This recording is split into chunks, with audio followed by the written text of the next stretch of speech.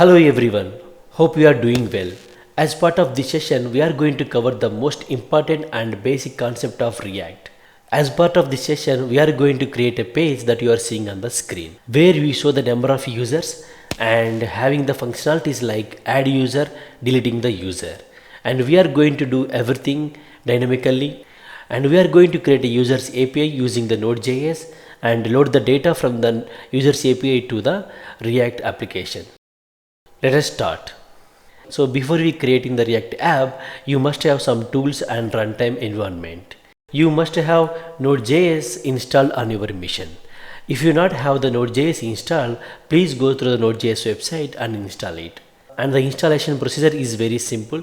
You just need to click next, next, next. And if you have any doubt in installing it, please refer my suggested video. And you need to install the Visual Studio Code too. So once you are done, then we can start it. Opening the Visual Studio Code, and I am going to click on terminal, new terminal.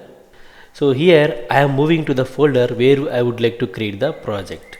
So I would like to create here, so just copy the path, cd, and okay, now all set. So now I am going to use the command that we require to create the React app. So command is npx create -react -app. Then so you can specify any name. So in my case I am going to mention users app. You can see that creating new React app in the folder where we mentioned, installing React and React DOM libraries and other dependencies. So it will take few minutes of time, so I am going to pause it and will resume once it is done. As part of developing this page, we are gonna learn what is component and how to create it, what is functional component and class component, what are difference between them, what are props or properties and how to pass between the components, how state works, and how to create users API using the Node.js and showing the real-time data. The creation of React application is completed. So now let us run it. So just move to the users app folder. So currently we are in the React folder. cd users app, and then type npm start. You can see the same thing here, npm start to start the application. It will start the development server and launch the application in the browser. There you go, it launched the browser with the address localhost 3000, and it is showing some image rotating, and you can see that edit app.js to see the changes. Let us open the React application that we just created. Here you can see that folders, node modules, public, src. So node modules will have all the dependencies that are required to run the application. Public folder where we can see some images and icons, and this there is nothing to worry about. And the important file is index.html. In index.html we have a div with id root, and here we are going to embed or place all our components and show on the screen. And after that we have some manifest json, and then in the src folder you can see that index.js, and this is kind of a main for the application. So there you can see that react DOM.render function where we are accessing the root element that is available in the index.html file and rendering the app component inside this root element, right? And we have the app.js, which is nothing but the app component which is being shown on the UI currently. And same way we have the app.css where css code is written for the app component, and the same way app.test.js is there for the testing purpose. Another file is index.css. In this file you can write the css code that will be used across the application. After that the main important file is package.json. So this package.json will have all the application name, version, and all the dependencies, which is very important one, and again the scripts. So when you run the npm start, it go and execute this command, that is react script start. Let's run the application again, npm start. So as I said, this will call the react script start. So this information we have in the package.json. So the application is up and running. Now if you make any changes, the changes will reflect immediately. So let's say I just remove this header and I just add h1 tag save it, you see that it will compile immediately, and once the compilation is successful, then you can see the result here. Hello React. So now let us start creating the users web page. I'm going to create a new folder called users under src. So new folder, users.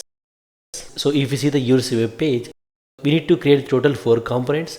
So one component for user header and one component for user's body, like where you are showing the user's data, and one component for the user container to have the user's body and header in one container, that is user container, and another component for the user's form where we create the user and submit the user. So total 4 components we need to create. I just erased all code of app component. So import React. So here I am importing the React library from React. So class, then component name. So here app is the component name. Extends. So each class component must extend the React component. So React dot component. So in order to use the any component outside, you must export it. Export default app, and here each class component will have the render method. So what is the render method? So render method will take the input data and returns what to show on the UI. So here it returns the JSX code render,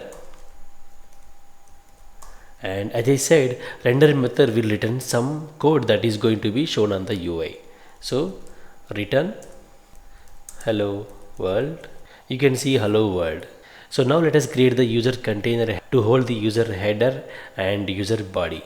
Users, right click, new file, users container.js. Here we are going to create the functional component. You are going to use the arrow function syntax. So constant users container equal to export default users container, and as I said, each component must return something, right? So functional component will not have the render method, but it will have the return. So return. So what user container will have? It is going to have the 2 components that are user header and user body. So for now I just return h1 users container. Import this in the app.js. So here import users container. See, when you press user container, so as soon as you type users container and press enter, it will take the path. So the path is like from, and it is outside, right? app.js. So dot and then users folder, then user container. So we don't use the .js here, just we use the name of the file and nothing but the component name, user container. Here instead of using this hello world, we are going to use this user container. So how to use the user container? So user container app, like self-closing HTML tag. You can see now users container. Now it is good. Now we need to create another 2 components that are users header and body. Create new file, user header.js, and same way let us go and create users body.js, right? So now users header, so what it needs to have, again we can create the functional component constant users, and we need to export it again, export default. So here I am going to use the bootstrap. Go to index.html, go take the bootstrap CDN. So let's say bootstrap CDN, shell bootstrap CDN, and go there and just click on it. The text will be copied to clipboard, and go here, just mention link rel, then href. Let us use some div here instead of that. So div container, and let us use the class name. Here we don't use the class, we will use the class name, which is JSX syntax. I will explain you what is JSX soon. Here let us use the bootstrap class name container, and you can see that user container, and it is applied bootstrap. You can see that by pressing F12, you can see that bootstrap is applied. So container.scss, so this class is from the bootstrap. We are here in the user header.js. In return, what I'm going to do, div, the user header having the 3 columns, name, age and action. So let us create the div with the class name row. Again it is bootstrap class, and it is going to have the 3 columns, div class name call name. I'm just minimizing this one. So now we are done with the user header component. So let us use this one in the user container component, because here we need to show the header. Import user header from user header. So just copy that, and we know, right, we can use as a self-closing tag of HTML. So user header, and if you go there, you can see name, age, action. So let us give some border to border bottom and border secondary. So we have the border to and have some padding. Yeah, so we have now the user header, name, age, action, and now it is time to have the user body. So let's go to user body, and we need to export it. And here we are going to have some data, right? So div, same way as this one, right? So just copy this code, just body, and here instead of the name, let's have some dummy data, John, and here we need to have the delete button. So button, and which is delete, and then it should have some class name button. So now let's duplicate it. So now let us use this user body inside the user container. So let us import it.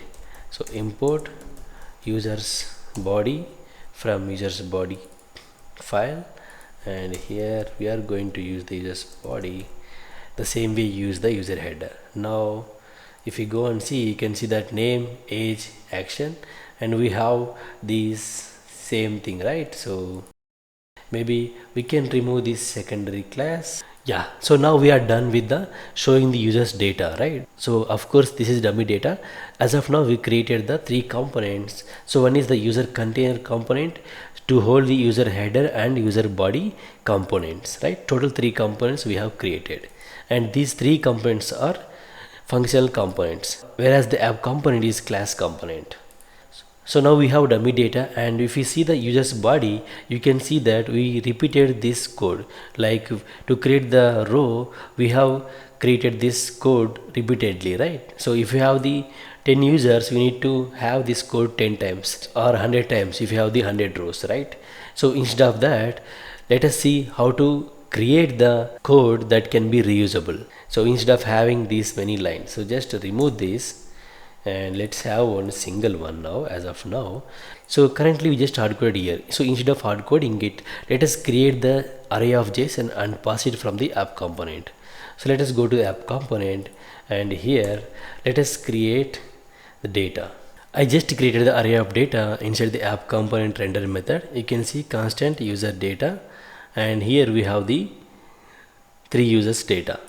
I want to pass this data to the user's body, and I want to render it there. So how to do that? So to do that, you can use the props. So how to pass the data? I'm going to pass this data to the user container. So users equal to, and we need to use like this, users data. So now here we pass the users data to the user container. In the user container, you can receive this data. So how to receive the data? So you can use the props. So props are nothing but a properties. So it will have the data and functions also. Print it to the console. So console.log. So as I said, this is all JSX code, and press the F12. Here you can see object, and with users we can see the data, right? So props is the object, having the users is the property name. Again it is a object, array of object.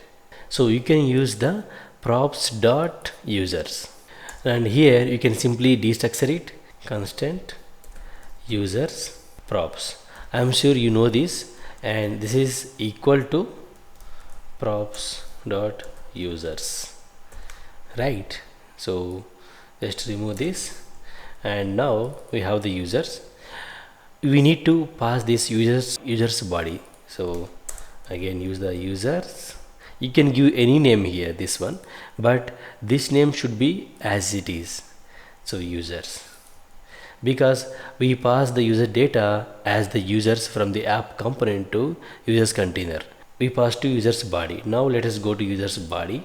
So now we are going to render this HTML dynamically. I am going to use the map method of array.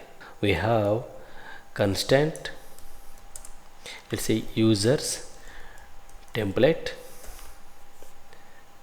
and here we have the props dot users is an array, and we are going to use the map method, and we know that map method will have the callback function. Here we are going to return, and inside that let us have this HTML code. Cut it, and we don't require this div, keep it like this. It will have the value and index.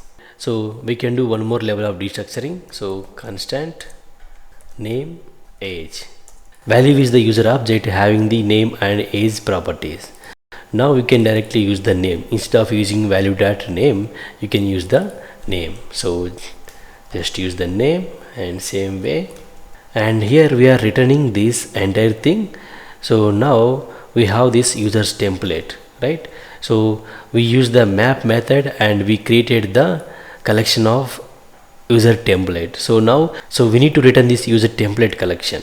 So when you have this single statement, you need to use the parentheses. Now let's go and users template, right? So this is the mistake we have done. So enclose it in the curly braces, save it. Now let's go and see. There you go. You can see that John, 24, Krish and Maru. So now we successfully render the data dynamically, right? So here we are not having anything hard coded, and we pass the data from the app component to user container and user container to the user body. For the tracking purpose, it is always better to have add the key. So key, nothing but a index. So far so good. We have created the array of JSON data and passed to the child components through props. But if you would like to delete any item or add any item, you must modify the user's data. So to do that and to save the data without losing, we need to use the state. So what is the state? State is nothing but any data that should be saved and modified without necessarily being added to the database. In the app component, so it is very easy to define the state.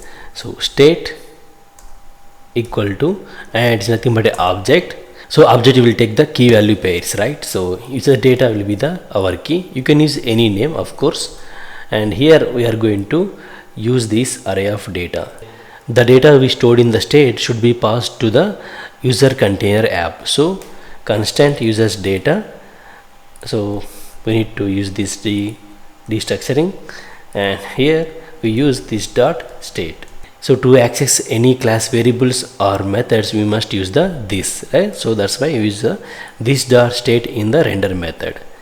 So this dot state and this state having the user data. So this again destructuring, right? User data, and we are passing that one to this. You can see that everything is working, so nothing is broken. Now let us work on the delete functionality. I am going to add the method called remove user arrow function, and it will take the index. So we'll be passed the index of the item which you would like to delete. You can use the same thing like this, right? Take this. Here on click of the delete button, we are going to change the user's data, which means we are going to modify the state. So to modify the state, you can't use like this dot state dot users data equal to something. So you need to use the method called set state. So this dot set state, this method you need to use. So before that, let us delete a object and store the remaining data in one variable. So constant, let's say data. Now here users data filter method, again it takes the value comma index. Here the index is the key, and here I am going to return index not equal to, maybe let me use the I here instead of index. What the filter function will do? So filter function will not modify the user's data, but it returns the new array with all the data but the past index data. So after that, this dot set state and object user data. So this is how we modify it. Now how to pass this remove user, because we need to call this remove user from the user's body component, right, on click of this delete button. So how to pass it?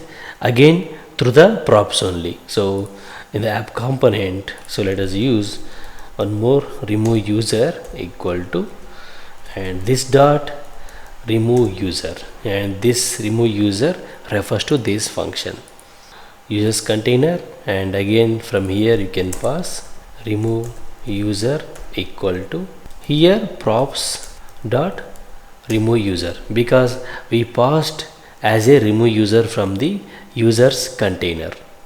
From the user's body we need to call it when you click on the button. So here we are going to use the onClick method. So in React.js, all the events of the JavaScript will follow the camel case. So it will be on click, and we should use it as, so now normally we use props dot user and we pass the index. So this is how we call the any JavaScript function. In React you should not use like this, because it is nothing but a calling an function.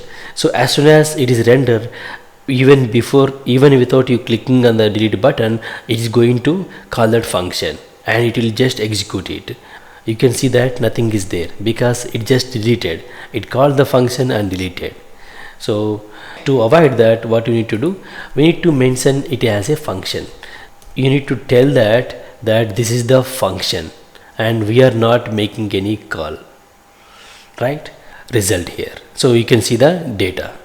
We need to make a call like this. So I think it is very clear. From the app.js we are passing this remove user, and through props again we are passing it to the user's body, and user's body we will call like this, and event will follow the camel case. So click on delete, you can see it is deleted. Click on Maru, it is deleted. Click on John, it is deleted. Just refresh and click on John, it is deleted. So our delete functionality is working, and now we know how to pass the functions or method from parent component to child component, and how to invoke the parent component's function from the child component. It is time to create the form, create user form. So now we are done with the user header and user body. Now it is time to create user form. Right click new file. So we are going to create the class component again, because so we need to save the data in state before submitting the data. So import, here I am going to destructure the component. So component from React create user extends. Here you need to mention the React.component because we have the component here. So component, and here we should have the state, because we need to save the data that user typed in and submit that data to the, so that there you can change the actual user's data object. Initial state, you can give any name here and it will have the name. Let us store this initial state to the state. So state equal to this dot initial state. Let us write the HTML code, and inside that, and here we use the HTML for, and this is the JSX attribute, right? Name, and then we are going to use input. So type text name and ID name, and here we should assign value, right? So what will be the value? So let us take this initial state value, right? For that, in the render method, constant, and it is having the name comma age equal to this dot state, and we have the name. So let us give So we are binding the name to this value property. So we have taken the name from the state, name comma age from the state, and we are binding to them. And the same way, just for styling purpose, and just copy this and paste it. So let's go to app.js file and refer that one. So here import create user and use this create user, save it. So we have some issue saying that adjacent JX element must be wrapped in an enclosing tag. So you have to return the single element. So for that we need to enclose it in one parent element, and then you have to use it. So like this. So that's why we got that error. So now we can see that, right?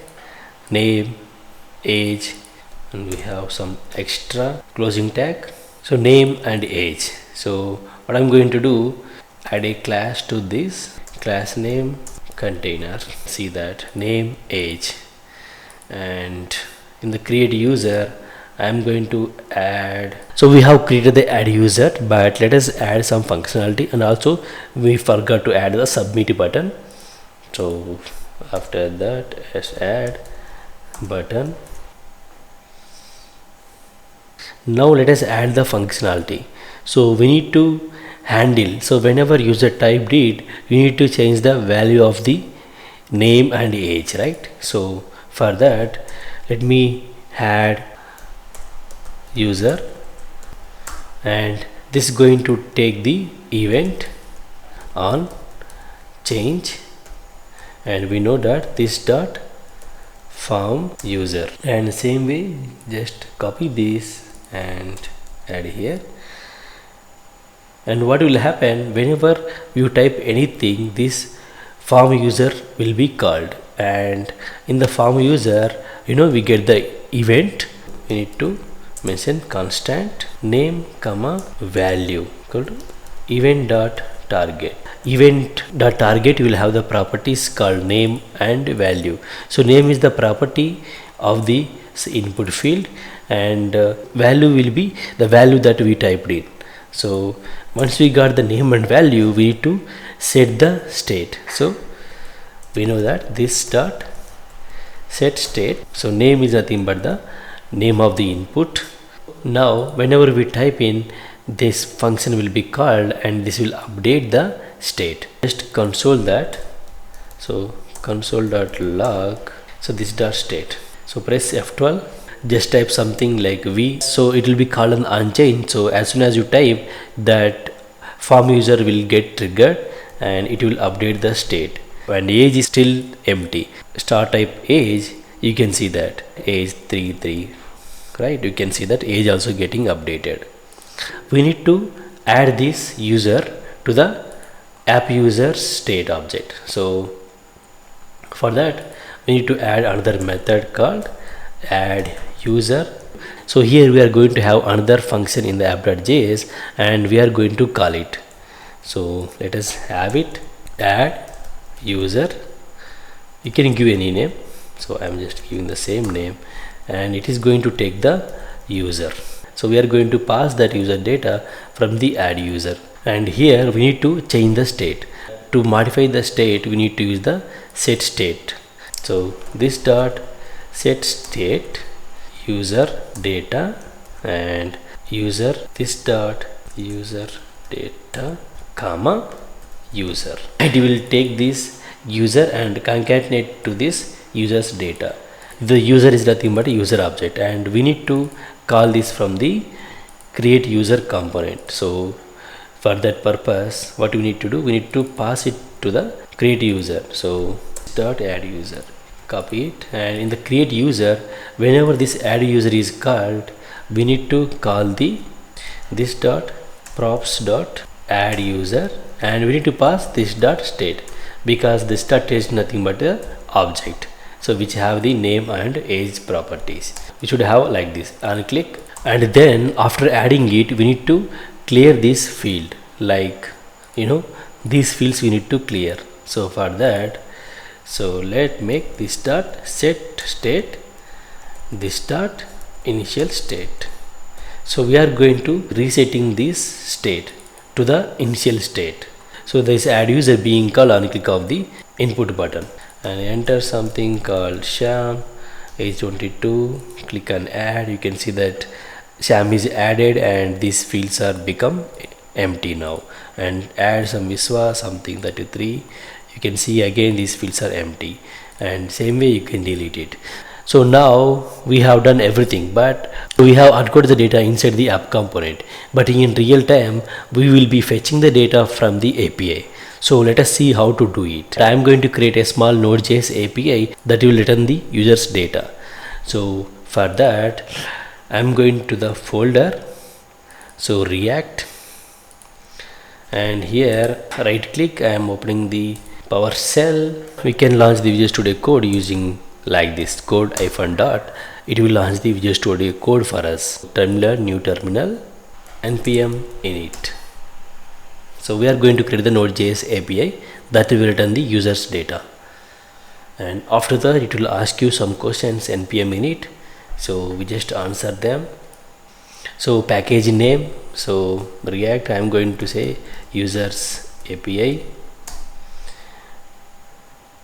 Okay, users API, users data, entry point index.js. okay, test command, nothing, leave it. Is this okay? Press enter. So now it has created the package.json, so with all the details that we provided. Now file, new file, so let us save it as index.js. so because this will be the entry point, so just app index.js. so once we create the index.js, we need to install the Express server. So npm install Express. I'm also installing the Node-man, so which will take care of reflecting the automatic changes. So it will install the Express and Node-man. Express equal to, so we need to import the Express. So Express server, Express, and after that we are going to create the app. So app Express. So we just create the Express server, and then let us create the route. So now let us create the get method that returns the data. So router dot get the slash like this, and it is going to take the callback function, and it will have the three parameters, that is request, response, and next. So request defines the request that is coming in, and response something that you are going to return. So we will discuss later on the next. So now let us go to copy this users data. As of now I am just start coding from here. In later sessions how to fetch from database and send it, I will let you know. Pass it. So response dot send. Let us configure the router with the keyword like API. So app dot use. So all the routers are prefixed with slash API app dot, so listen. So we must listen to the port, right? 5000, and then function, and let us write something to the console dot log. Save it, and once you save it, let's go and run npm start. So but before that, go to the package.json, and here just add one more tag called start and mention node-mon index.js. So whenever you execute the npm start, it will call this command like node-man index.js. So npm. So once you save it, just close. So open the browser and type localhost /API. There you go. So you get the data that you looking for, right? Age 24, Krish, age, or age. So now let us see how to fetch the data from API. So we are going to use the one of the life cycle of the React component, that is component did mount. So we are using this component did mount because we have to make sure that we are going to bringing the data. So once the component is rendered properly, and mounting means rendering the item into the DOM. So component, it follows the camel case did. You can see the mount, So here I am going to use the fetch API to fill the data from the Node.js API. So I think you know about fetch API. If you don't know, please watch my suggested video. And fetch API takes the, before that, so constant URL equal to string and this one, and here I am going to use the fetch API. Fetch, it will take the URL, result, we know that it returns result.json, and then now here we get the data, right? Result. So here we need to save the data to the state, right? So what we need to do, we need to use the this dot state, and what is the name of the key? User data. So user data, and we will store result, save it. And what I'm going to do, I am going to remove this entire data now from the state array data and just keep it empty, save it. Here we see that we have the problem, this problem. So this is the common problem maybe many of us face. For this we need to install the cars and we need to write some code. So go to the API and type npm install cars, save. And before you use it, you just write like this, these two lines, where cars require cars, and then after use cars. So you can use the let also. Just type npm start. So we restarting the server. Let's go to React app and reload it now. Now there you go. Now you can see the data. Now we are getting this data from the Node.js API. So this is not hard-coded data. So let's go to Node.js API and type something. Instead of Chris, give Siva and save it. And you can see the changes here. You can see John Siva, right? So I'm going to change in the API and you can see the same data here. Vijay, everything. So this is how you can fetch the data from the Node.js API and display on the UI using the component did mount a lifecycle and fetch API of the JavaScript. So this is all about this session. Hope you liked it and you learned something new. So please subscribe to my channel and like the video.